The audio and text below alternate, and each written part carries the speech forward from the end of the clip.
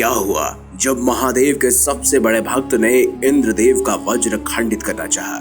नमस्कार दोस्तों, आप देख रहे हैं महादेव दर्शन। ऋषि अभिमन्यु बड़े प्रेम वर्ती थे। दिन रात अपने प्रेम के प्रसून शिव जी के चरणों पर चढ़ाया करते थे। न खाने की सुध थी, न विश्राम की चिंता।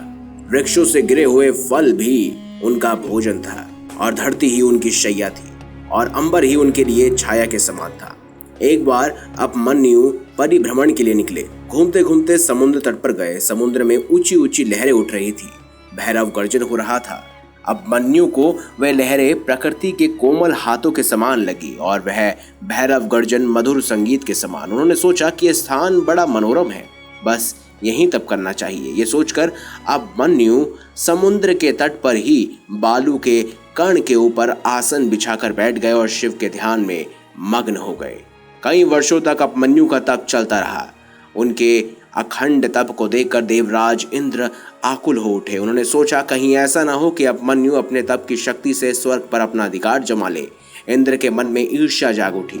वे अभिमन्यु के तप को डिगाने के लिए कुबेर को साथ लेकर चल पड़े। दोनों विचित्र वेश बनाकर समुद्र तट के कुछ दूरी पर ही थे। उन्हें दो और मनुष्य दिखाई पड़े जो उन्हीं के समान वेश धारण किए हुए थे। वे मन ही मन सोचने लगे, ये दोनों कौन हैं और कहाँ जा रहे हैं। तभी देवराज इंद्र के कानों में डमरू की ध्वनि सुनाई पड़ी। उन्होंने डमरू की ध्वनि को सुनकर सोचा कि अवश्य ये शिव की माया है। स्वयं शिव जी ही इन दोनों मनुष्य के रूप में प्रकट हुए हैं। ये अभिमन्यु की दृढ़ता की परीक्षा लेना चाहते हैं। छिपकर देखना चाहिए ये क्या करते हैं। वे दोनों मनुष्य समुद्र तट पर अभिमन्यु के निकट उपस्थित हुए। उन्होंने अपना विचित्र वेश बना लिया था। एक के मस्तक पर मोर पंखों का मुकुट था और दूसरे का मुख आधा मनुष्य और आधा सिंह के समान था।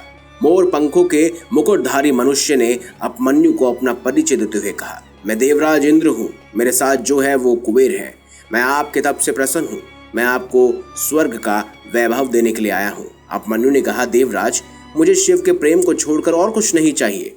आपने दर्शन देकर मुझे कृतार्थ किया है, यही बहुत है। देवराज इंद्र ने अभिमन्यु को डिगाने के उद्देश्य से पुनः कहा, मैं देवराज इंद्र कुबेर के साथ आपको कुछ देने के लिए खड़ा हूँ। आप राज्य, वैभव, महल जो चाहे मांग लीजिए। मेरे लिए आपका कुछ भी अधेय नहीं है। अभिमन्यु कुछ उत्तर दे पाते उसके पूर्ण ही माया के इंद्र ने कुबेर की ओर देखते हुए कहा, कुबेर, महामुनि के लिए इस रेती में स्वर्ण महल बना दीजिए। ऐसा महल जिसकी बराबरी का तीनों लोकों में कोई भी और महल ना हो। ये कहकर कुबेर ने अपने हाथ ऊपर उठाए और देखते ही देखते समुद्र के तट पर दिव्य स्वर्ण महल बनाकर तैयार हो गया। ऐसा महल जो सभी प्रकार के सुख हो और वैभवों से परिपूर्ण था। माया के इंद्र ने अभिमन्यु की ओर देखते हुए कहा, महामुनि, ये स्वर्ग महल आपके लिए है। बालू के कणों से उठकर महल में निवास कीजिए। सभी प्रकार के सुखों का उपभोग कीजिए। मनु ने कहा, देवराज, मैं आपकी कृपा से कृतज्ञ हूँ, पर मुझे शिवजी के प्रेम को छोड़कर और कुछ नहीं चाहिए। मेरे लिए बालू के ये कण ही कोमल शैया के समान है।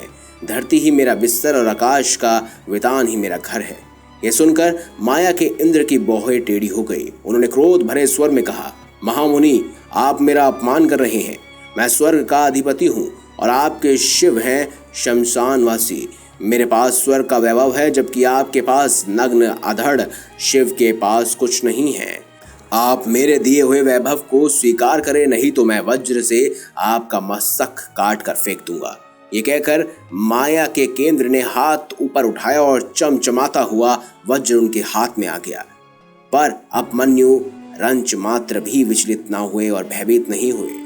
देवराज, मैं सब कुछ सुन सकता हूँ, पर अपने आराध्य देव शिव की निंदा नहीं सुन सकता। आपको अपने वज्र का अभिमान है, तो मुझे भी शिव जी के प्रेम का बल है। मैं अभी प्रेम की शक्ति से आपके वज्र को खंड खंड कर देता हूँ। ये कहकर अभिमन्यु ने कमंडल का जल हाथ में लिया और शिव जी के ध्यान में डूबकर हाथ का जल वज्र पर फेंकना ही चाहते थे कि शिव जी अपने असली रूप में प्रकट हो गए। उन्होंने कहा, बस कीजिए महामुनि, बस कीजिए। मैं आपके प्रेम पर मुग्ध हूँ। आपने अपने प्रेम से मुझे जीत लिया है। अब आप मेरे साथ मेरे गण के रूप में रहे। अभिमन्यु प्रेम से गदगद होकर शिव के चरणों में लेट गए। शिवजी ने उन्हें उठाकर अपने हृदय से लगा लिया। देवराज इंद्र और कुबेर जो अभी तक छुपे हुए थे प्रकट हो गए और सम्मिलित स्वरों में शिव का जयनाद करने लगे। दोस्तों, इस प्रकार एक शिव भक्त ने इंद्र का वज्र खंड खंड कर दिया था। दोस्तों, अगर आपको हमारी ये खास जानकारी, ये वीडियो अच्छी लगी हो तो इस वीडियो को लाइक करें, हमारे चैनल को सब्सक्राइब करें और ज्यादा से ज्यादा शेयर भी करें। मिलेंगे अगली बार एक नई खास वीडियो के साथ। अब तक के लिए बहुत बहुत धन्यवाद। देखते रहिए महादेव दर्शन।